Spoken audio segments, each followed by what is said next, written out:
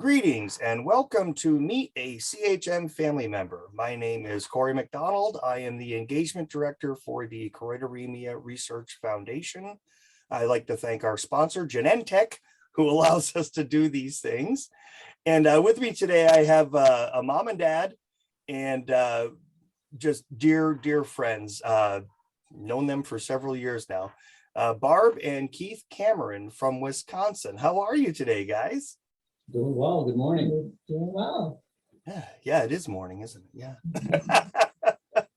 So now you guys have an affected son, but in addition, Barb, you also have you are one of the, as I call them, the rarest of the rare, which is the a fully affected carrier. So that's gonna kind of add some interesting little side things into our chat here, I think, which will be very beneficial for the viewer. But before we dive into that, you guys are like major outdoorsy people, hiking and running and boating and gardening, and and given that your son's in Colorado, you must be loving to go out there to visit just so you can hike. Yes, we were just there in September. So we actually have both of our sons are out there now. Oh, nice. Yeah. So yeah, we go out there and spend some time, and in the winter we've done skiing with them, and in the summer the hiking is great out there. Oh yeah. If you're in shape for it, because man, that thin air gets to you. That's true. They know how to take it easy on us when we get out there. It's not to take us on really strenuous hikes. Yeah. I remember the first time one of my brothers lived out in Denver, and I went out there to visit, and his apartment was up on the third floor. And I got to the top of the third floor and I was just like,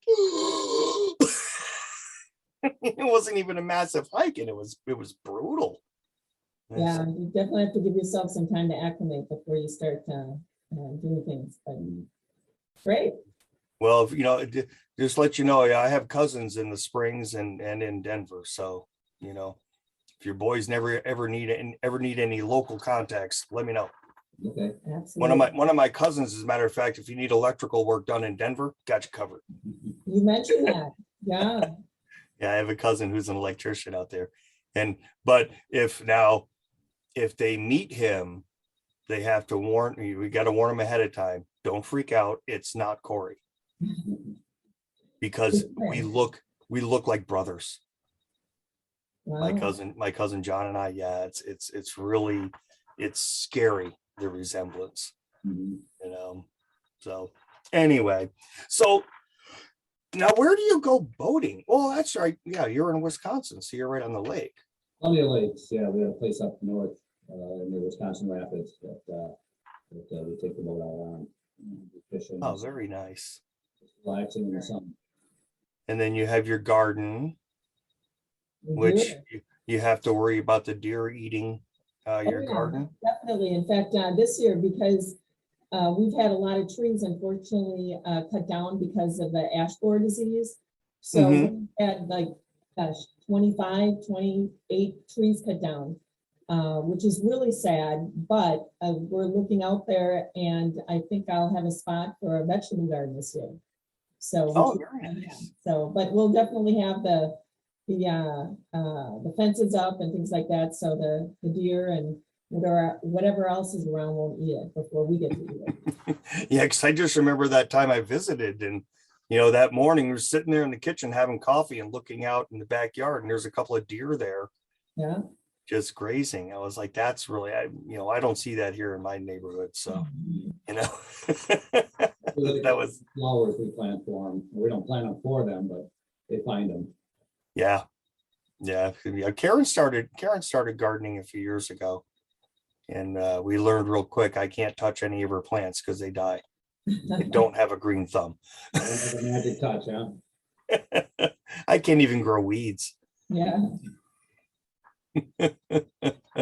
So to dive it a little bit into, now you and Greg were both diagnosed at the same time back in like 2008, you said? Yeah, so I actually went in for an eye check. I thought I needed new glasses. So I went to an ophthalmologist and he looked at my eyes and he asked me to come back. He dilated them and spent a fair amount of time, a long time, looking at my eyes. And then he said, you know what, I want you to come back in a week and I want to take a look at them again. So I did, I came back. That gave him some time to look at, what he thought it might be, because he obviously knew that there was something going on. So came back and obviously things hadn't changed. And so he said, you need to see a retina specialist. I think it could be, he said, RP, he said Stargate, or he said it could be choroideremia. But he said, you need to see a specialist. So that's what started everything. And so saw Dr. Stepien at the Eye Institute here in Milwaukee, in Wisconsin, and she diagnosed it, looked at Greg's eyes. I have a twin sister, fraternal. She looked at my sister's eyes and then our older son. And so Greg was 14 at the time. I was 47, late 40s, and found out that I had choroideremia. And the best, after a lot of testing, the best they said was that it was probably a mutated gene that started with me. I mean, my mom had passed, my dad is still living, and no signs of choroideremia. So yeah, it was quite a shock. So no family history at all before. Wow. Right. So my dad he's got one of five siblings and no history with any of them. Some of them obviously have passed, but there's really no history at all. Wow. Right. Yeah, that must have been a shock. Now, Keith, from a husband and father standpoint, how did that make you feel when that hit? It hit pretty hard.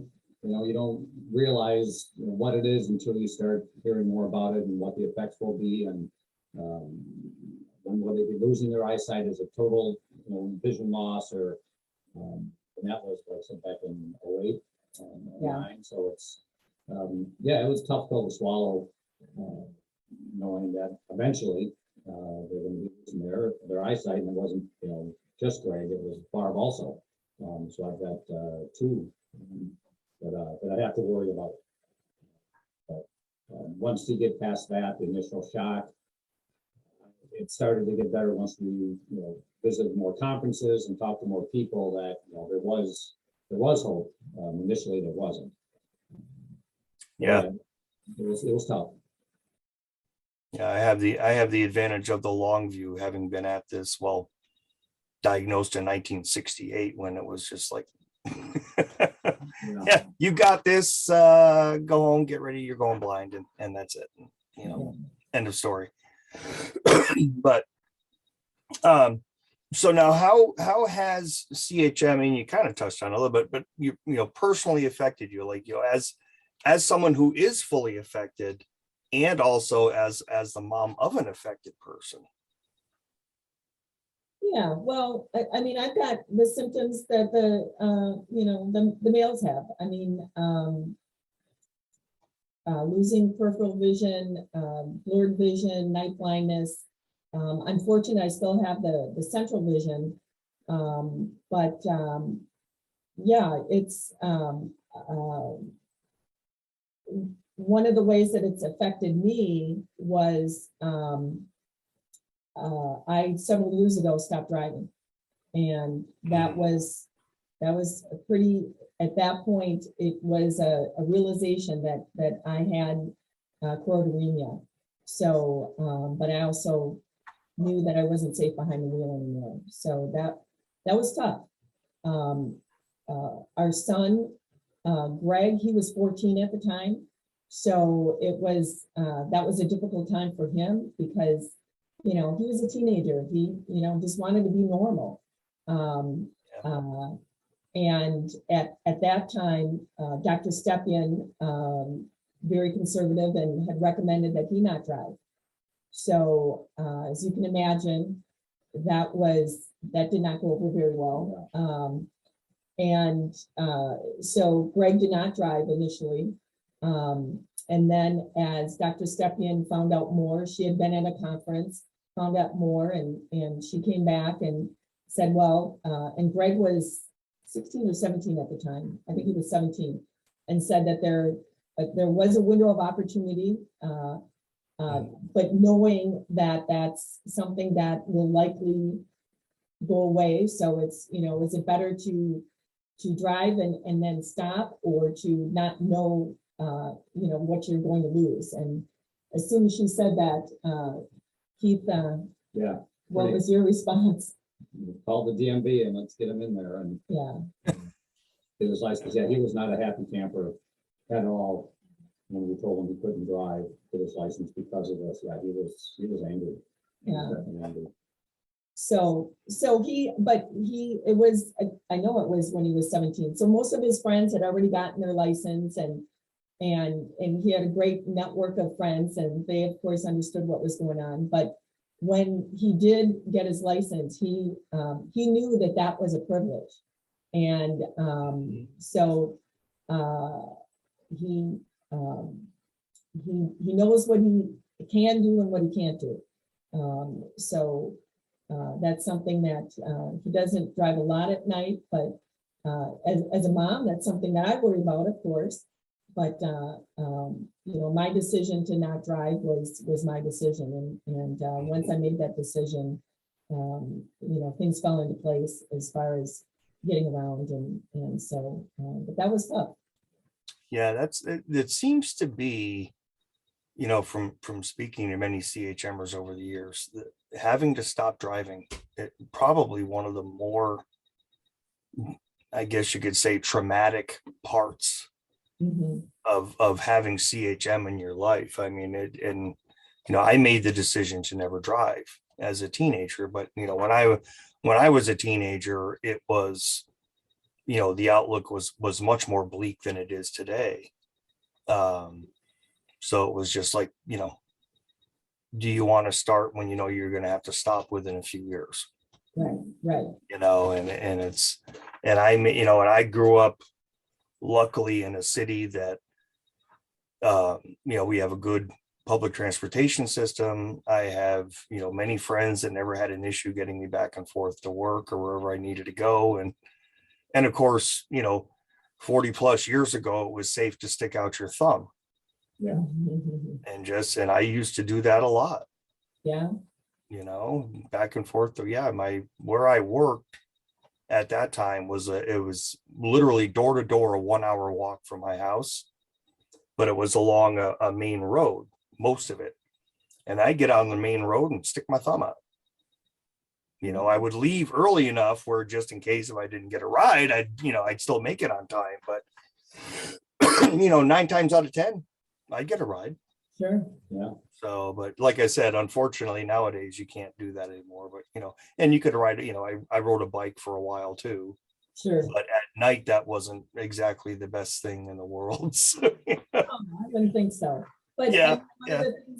Just as when I stopped driving, Uber became a thing. And I'm fortunate Keith is around and we have good friends that want to help, but Uber has been a great thing. And I make a point every time that I get in an Uber car, I tell them my story, and I thank them for the service that they're providing, and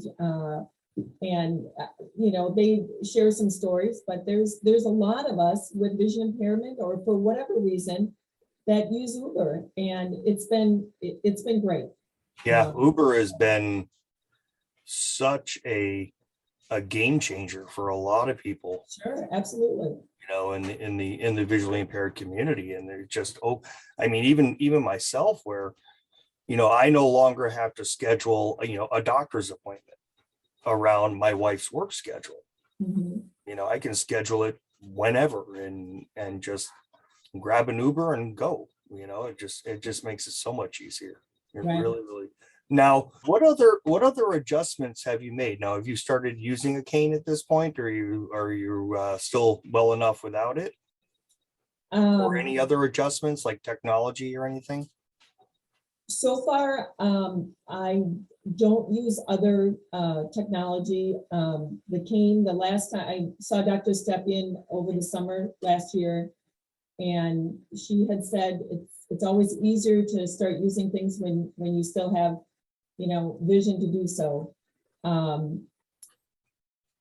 So that is something that will probably be the next step for me. I mean, usually now, I'm either with Keith or with a good friend, so they lead and we hold hands a lot. That's a good thing. But no, I haven't used any adaptive technology yet. But that's something that I know is out there and that I will likely be using. Yeah, it can become a game changer. And again, kind of like Uber. I mean, I remember I didn't use a cane for many years, and I was running the convenience store, and I had a regular customer who was legally blind, and I was going to the Olympics in Atlanta, and he said, "You need to bring a cane," and I'm like, "I don't have a cane." And he goes, "I have a spare. You can borrow it." And I said, "I don't even know how to use it." He goes, "You don't need to know how to use it. Just hold it up in front of you." I mean, like every excuse I had, he had an answer. And so begrudgingly, I took the cane.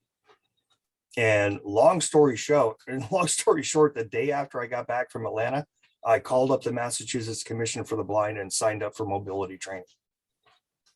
And I realize now, without that cane, I would not have had the good experience that I had at the Olympics. I mean, it was, no doubt. I mean, think about walking through a mall at Christmas time, having a restricted visual field, and then, ramp that up by about 10,000. And that's walking around at the Olympics. And, that was my epiphany on cane usage. So, so let me go to the glasses here. So as a mom, let me get back to Greg. How did you feel when, not only was it you, but also him? And, it seems to be like the most common thing is that the guilt is like the biggest thing to deal with. Now, did you have any of that? And how did you deal with it? Yeah, absolutely. I mean, you hear this and you find out it's something that you passed on to your son. And I mean, there was definitely guilt there, but two things that I remember. I had two very cheerful walks with my sister and a really good friend, and they both kind of asked the same questions, and one of them was, it wasn't a question but a statement, and they said, "Barb, you did not do this to Greg, okay? Yes, I passed on a gene of choroideremia, but I also passed on a gene that, gave him curly hair and fair skin. So, it's not, don't beat yourself up about this. It's not something that you did to him, okay?" That was a realization. And number two, they had said, "Would you do anything if you knew that you had this gene, okay? Would have you done anything different?"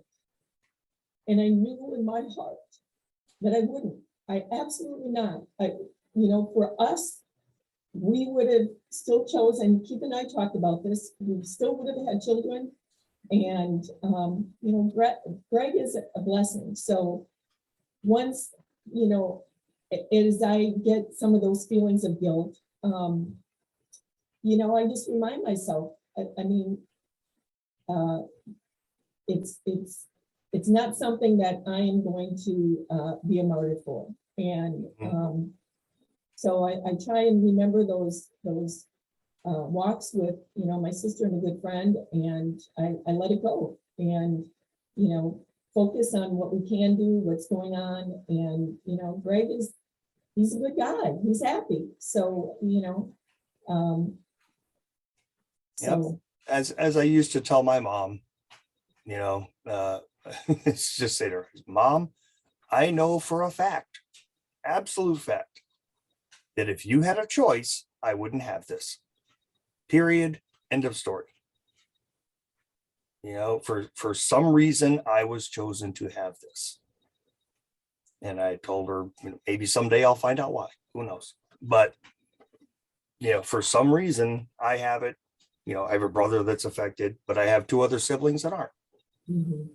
You know, and again, who knows why? But it's not up to the generation, you know, above us or the generation above them. It just is, and you deal with it, and you press on. And, you know, and one way that you guys, I think, have helped to deal with it now, I'm trying to, when did you come to your first conference? Was that 2010? Yeah, so we, Seattle? Yeah, Seattle, that was our Yeah. first conference, and that was, you know, Greg went through the DNA testing, and we found out, we got the diagnosis around Christmas time in 2008. So 2010 was our first conference, and I watched the video of Tom, and deer in the headlights is the best that we can describe it as well. You know, we went there, and we were the ones that in between the sessions, we go back to the hotel room and we cry, and but there was a lot of hope. So yeah, we went, Seattle was a great conference, and Keith, you know, we kind of talked a little bit last night, but some of the things that was your favorite part was the science. the science behind it, and just listening to the doctors explain the disease and how it, you know, how it works, and, you know, down to the genetic level, which is, it's just amazing that they can do that, and they know about that, and then they can alter it to, you know, today anyways, to fix it. So just that whole process of finding out about the, you know, choroideremia and how it is effective, and then how, what it does and what it does to the eye, and you know, that was interesting just to know more. And thank goodness we had doctors that knew that and could explain it to us in layman's terms, so we could understand what was going on. So that's like your favorite part of the conferences, is getting the science updates and stuff. Yeah, that I was very interested in the science behind it. Sure. Yeah. Now, how about you, Barb? What was your favorite part of the conference? Well, that first conference, meeting people that, the connections that we made, you know, we weren't alone. And that was huge in meeting people, you know, sharing our fears, our emotions, the what ifs.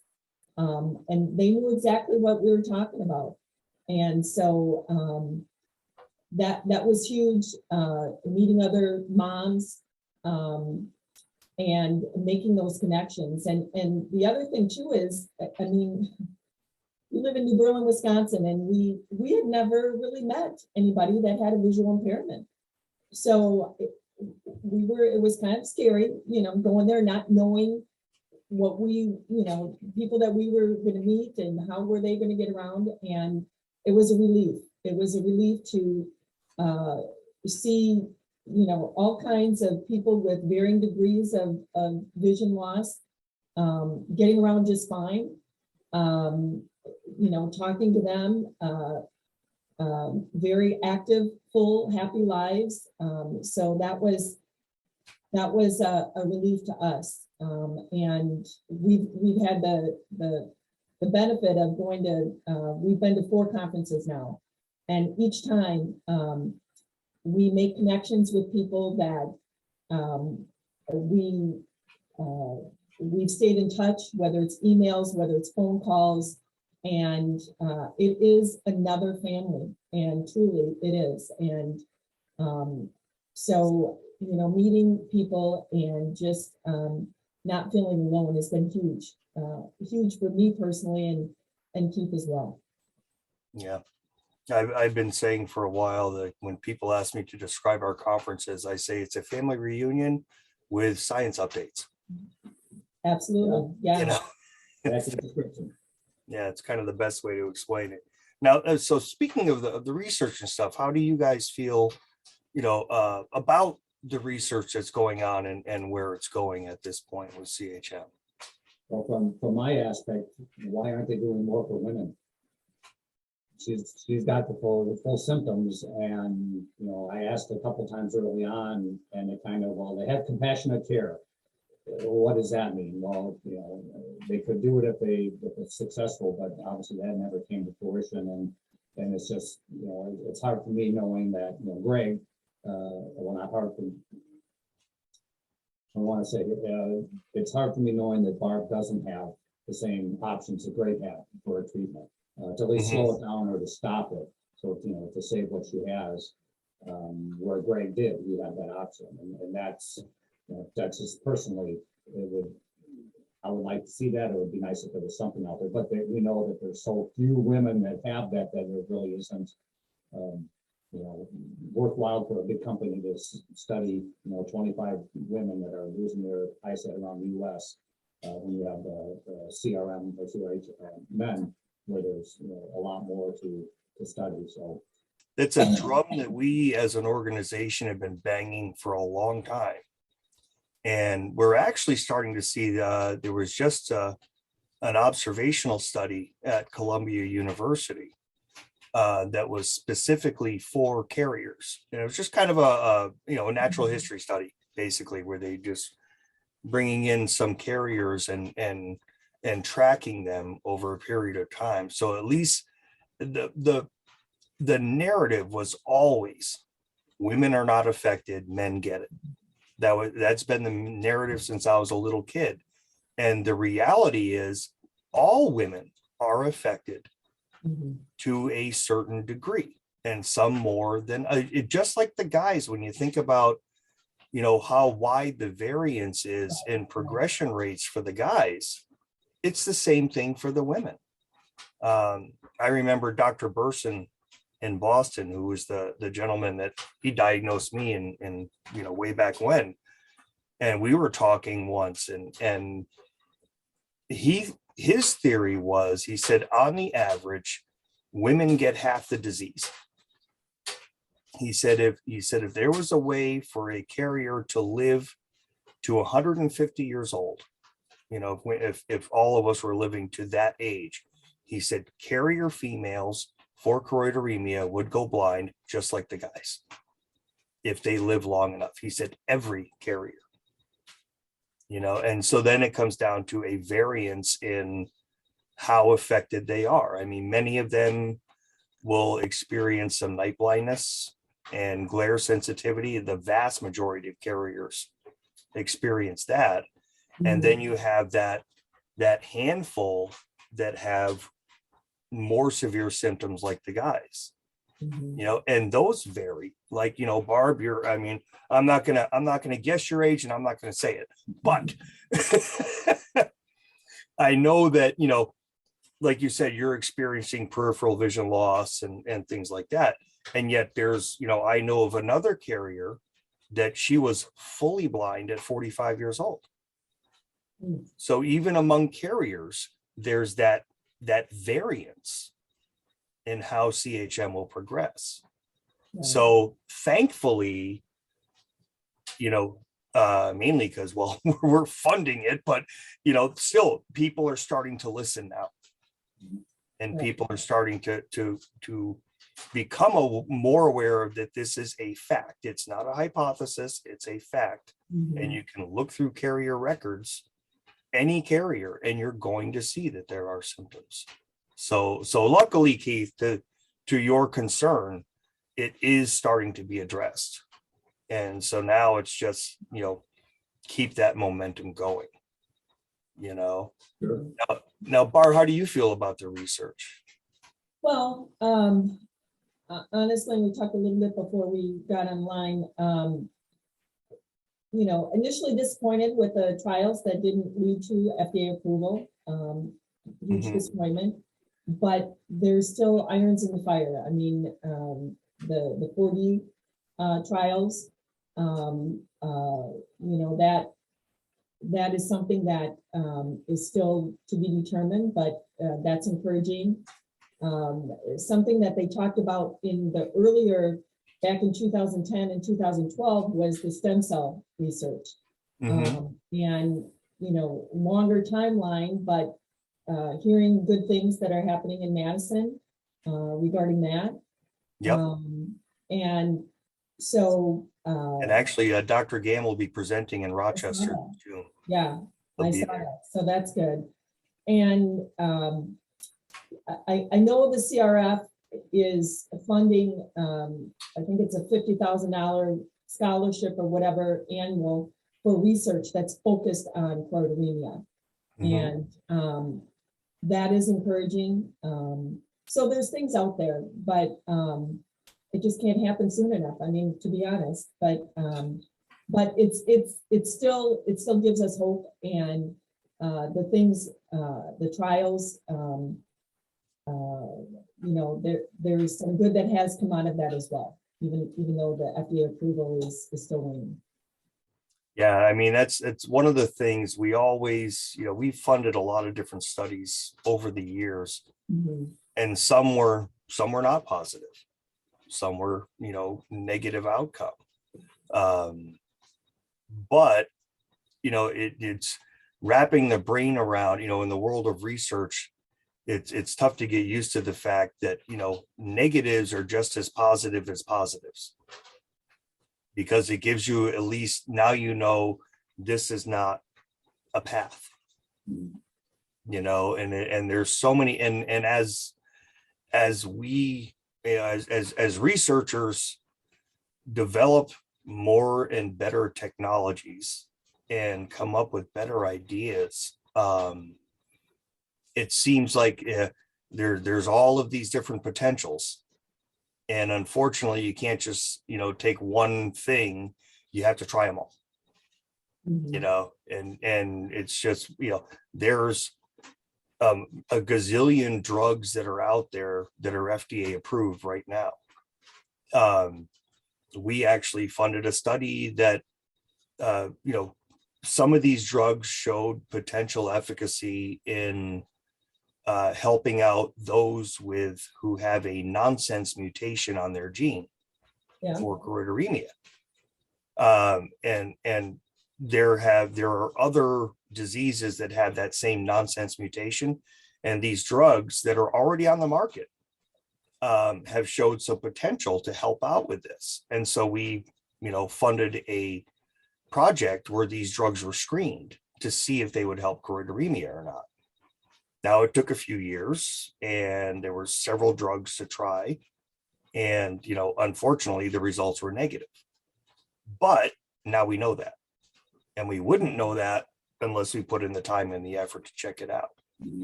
Right. So, it's just one of those, you have to kind of, take the good with the bad and realize that in a way it's all good. Yeah. And honestly, I mean, our first conference, which was in 2010, and going to the other conferences, I mean, we're hearing more and more of the research that's out there and how things have changed in the 12 years since our first conference. And Yeah, there is a lot. So, there's gratitude in that, but again, it can't come sooner. exactly. It needs to happen yesterday. I understand. I just think back to, and again, the advantage of the long view, went from 1968 until 2004 with the announcement of the first mouse model for choroideremia had been developed. So then if you go 2004 to 2022, man, we've come a long way in a short time. Absolutely. I mean, that's it makes for a big, like I said, I have that advantage. Not everybody does, but I can at least I get that old man's long view kind of thing. So now, and speaking of the CRF, now what, besides the conferences, what has the CRF meant to you personally, both of you? I'll jump in. When we were first diagnosed, first thing I did was, I saw the Choroideremia Research Foundation. Cory, I'm sure you've taken calls like this all the time, but I called you, and the first thing you said was, well, I'm just impressed that you know how to pronounce choroideremia, which made me laugh. So we reached out that very first time, and again, knowing that we're not alone has been huge, but it gave us a voice. I mean, it kind of taught us to stand up and have a voice, and with the medical community, as far as just focusing on choroideremia. And I think the term, and I've heard it, we're small but mighty, and the CRF and the people that are in it, whether it's people on the board or those like Keith and I, that we're part of that community. It's given us some camaraderie, and we just I think it would be a very, very lonely place if we didn't have a group and these conferences to really help us get through, and be able to talk to others, and it's helped us accept what we have and help us. It's hard to explain, but yeah. And I'll mimic what Barb said as far as the people that we've met over the years at the conferences. And I'm still amazed at the doctors and what they're able to do with genetics. It's mind-blowing. Something that small, they can figure it out and they can fix it. How do you get to that level? And that's just, this is goosebumps when I talk about the brilliance these doctors have, and just seeing them every couple of years as doctors move from existing doctors and just talk about the disease and what's going on out there. It's just, we just thank God that there are people like that that are committed to working on choroideremia. Yeah, definitely. It means a lot to a lot of people. And yes, Barb, you are correct. I've gotten that phone call a lot, and you're probably one of the few that actually did pronounce it correctly the first time. So you have to give yourself credit. Now, put yourself, and I know this has actually happened with you at conferences, but put yourself in the shoes of a younger couple whose son just got diagnosed. What kind of life advice would you give them? it would be to don't let choroideremia hold you back. Okay. When shortly after we found out, I remember it was one of those moments, one of those bad moments where I was talking to Keith, and I just said, I see Greg and I sitting in a room alone, not being able to do anything. And I gave, a litany of the things that we wouldn't be able to do. And that I had, I had lived, I had a career, I had a family, but what about Greg? And Keith listened very patiently, and then he said, Barb, Greg can do anything that he wants to do. Maybe not a race car driver, or not a very good one, but Greg can do anything that he wants to do. And 14 years later, he's 28 now, and he's doing his own thing. He went on to school. He, got a degree. He's out in Colorado. He's, working at a hospital with cardiac patients. And don't let it hold you back. And we've had the privilege of meeting so many people that with choroideremia, they're doing exactly that. They are they're living happy, full, active lives, and you'll figure it out. And if there's something that you want to do and you're having trouble figuring it out, reach out to the CRF or anybody at a conference, and they probably figured out something that you'd like to do. So just don't let it hold you back, and it'll be okay. And you guys have also taken the ball, even beyond that, where you were very active fundraisers as well for the CRF. I mean, you held, what was it, 3 of the Vision Bowls, I believe. Yeah, and that actually, and then you guys, and then you also did some running. yeah.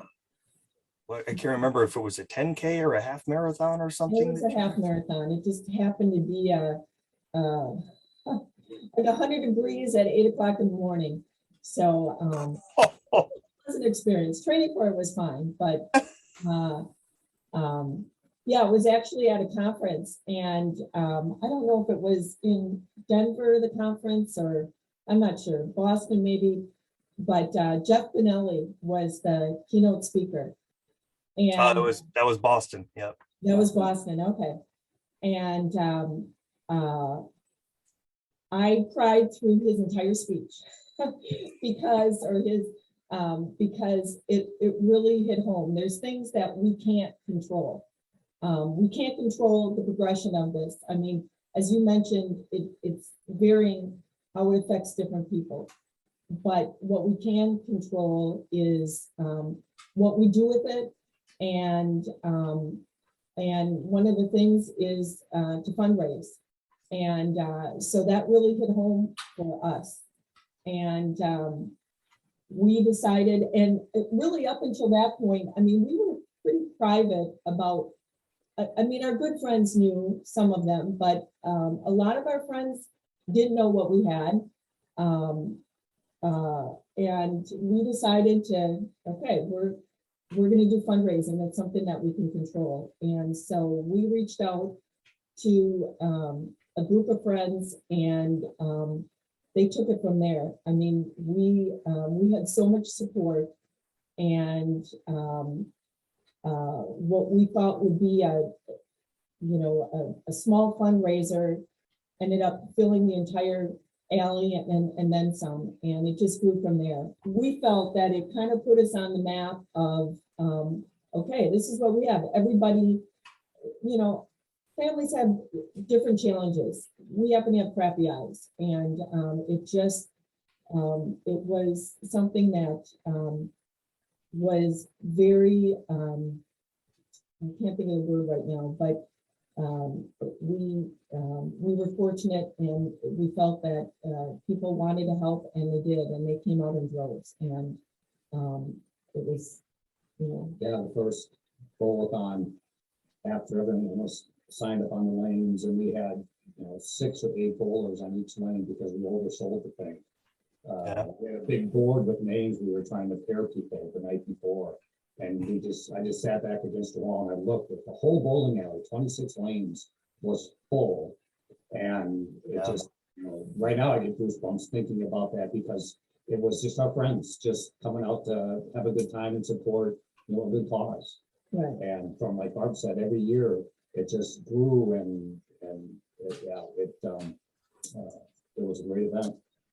Yeah, I remember trying to make my way down, each alley to say thank you to people showing. I never got more than halfway. We just ran out of time. There were so many people. It's just like, holy cow, man, it was incredible. And people want to help, everybody has a cause, and that was our cause. But we weren't any different than a lot of people there that had different causes. So I mean, it's been my experience that most people want to help, and really, it's what we have to do is give them a way to do it. Right. Whether that be you're running, you're running some distance or other and asking for donations, or a bowling tournament or a dinner party, or, you know, Mhm. like I do my dining in the darks, and, you know, John Oster has his Ostoberfest, which is actually a party disguised as a fundraiser. But it's, but everybody, it's, if you show people, here's how you can, you know, here's our issue, here's how you can help us, and you give them that direction, the support comes. Right. Yeah. It really does. And it's just, like I said, incumbent upon us just to show people that direction. So now, do you have any last words that you would like to share to people who are watching?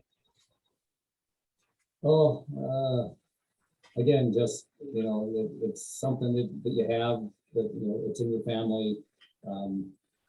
Just, you know, take it and, you know, run with what you can do.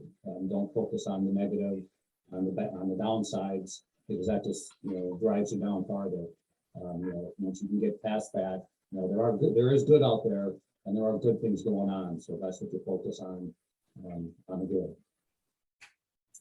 And we're looking forward to the conference in June. It's Me too. been 4 years, yeah. So we, some of the people that we've met, we hope to see them. I know there's going to be some people there, and we're just looking forward to being in Rochester and reconnecting with some of the people as well. Absolutely. I need to recharge my batteries so bad. Mhm. You know, it's it's one of those that you don't realize, you know, the conferences exhaust me, you know, but they also energize me at the same time. And I didn't realize how much they energize me until we didn't have one 2 years ago. Right. And it's like, you know, my batteries are running low. I need my family, man. Well, listen, I would love, thank you so much for joining me for a little chat, and kind of giving a little window on your life with CHM. I really much appreciate it. Sure. Our pleasure. Yeah. All right. And hopefully we will, well, not hopefully, we will see you in June at the conference. So, all right. Thanks again. And thank you all for watching, and we'll see you at the next episode, I guess you can call it, of Meet a CHM Family Member.